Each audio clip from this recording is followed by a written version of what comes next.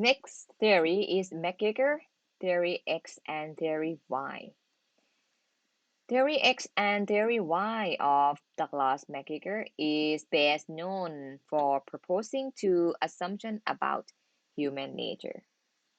Theory X is the assumption that employees dislike work, they're lazy, avoid responsibility, and must be coerced to work, must be forced them to work. Theory Y is another assumption, opposite one. Theory Y, the assumption that employees are creative, enjoy work, seek responsibility, and can exercise self-direction. Absolutely.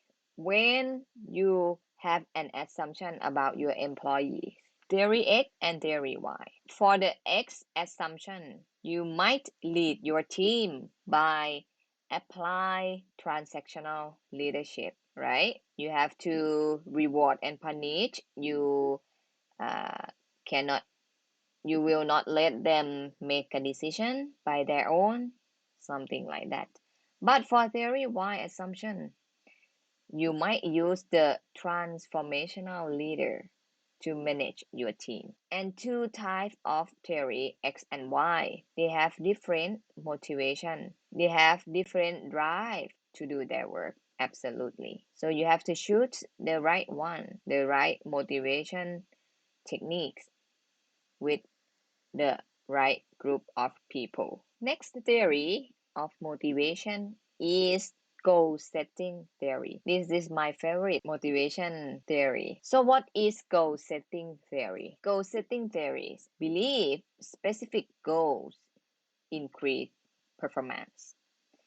Difficult goals, when accepted, result in higher performance.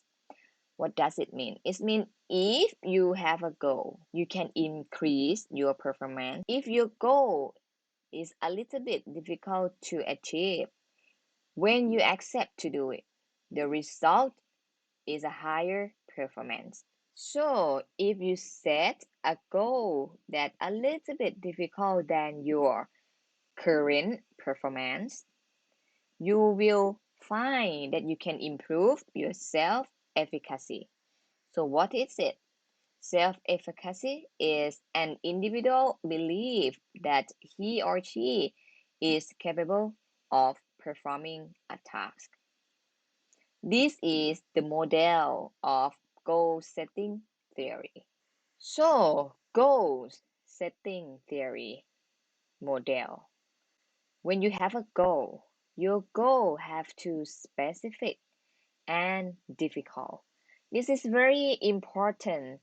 You should not set too easy goal because you cannot improve your performance with too easy goals.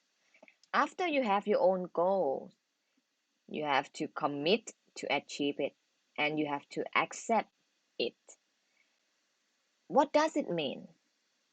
When you work in team with your team, when you set a goal, even for your team or your staff in the team, goal have to be accepted by everyone. So it means participation in setting. If you want to improve your team member, such as Mr. A, and you set the goal for Mr. A, it won't work if you set by your own without Mr. A opinion or without participation from Mr. A, because goal have to be accepted by the one who have to achieve that goal. Commitment of the goal is also important. Commitment to achieving the goal. There are some tips to help.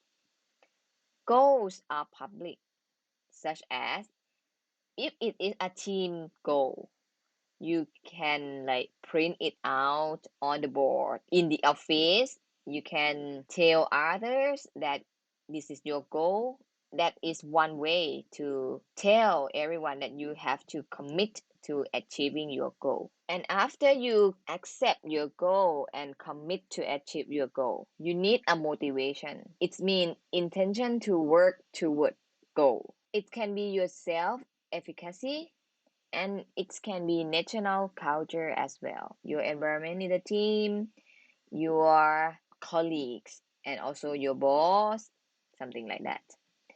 If you can achieve goal, you will find that your performance will higher. A good goal can improve performance, both yourself and team. So this is the goal setting theory. When you set a goal, it should be a SMART goal. What is SMART goal? Specific, measurable, achievable, realistic or relevant, and timely. What is specific? What do you want to do? Measurable. How will you know when you have reached it? When you achieve, how do you know? Achievable. Is it in your power to accomplish it? So a good goal should a little bit difficult, but not like too difficult, such as like I want to lose weight 20 kilos in 1 month. This is impossible, right? So it should be achievable goal. What is the R letter? Can you realistically achieve it? Or sometimes R they said to relevant. Is it relevant to your goal in your life? Something like that. Timely. A good goal have to have time limit. When exactly do you want to accomplish your goal? This is the example when you set a goal. Overall goal. I want to be a better student. So you cannot use this sentence to be your goal because it's too broad. Change it to SMART goal, such as I will raise my overall GPA. So this is more specific, right? So set the detail of your goal. Specific. I want to improve my overall GPA so I can apply for a new scholarship next semester. Find a reason why you want to achieve this goal. Measurable. What does it mean? Raise my overall GPA. You should set it can be measurable. I will earn a B or better in my Math 101 midterm exam, something like that. Achievable. I will meet with a math tutor every week to help me focus on my weak spots. What is your plan to achieve your goal? Please write it down.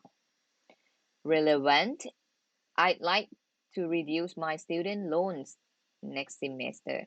Why this goal so important to you? Is it relevant with your life goal, life purpose? And the last one is time-based. A good goal should have time limit. I still have 6 weeks until midterm. This is a SMART goal. When you set a goal, you have to set specific, measurable, achievable, relevant, and time-based. And the recommendation is write it down. Don't set a goal just only in your mind because you will forget in some day. Please write it down or type on your computer, whatever, but you should explain specific, measurable, achievable, relevant, and time-based. And the last two motivation theory is equity theory and expectancy theory. I have already provided the video of these two theory. Let's see the video.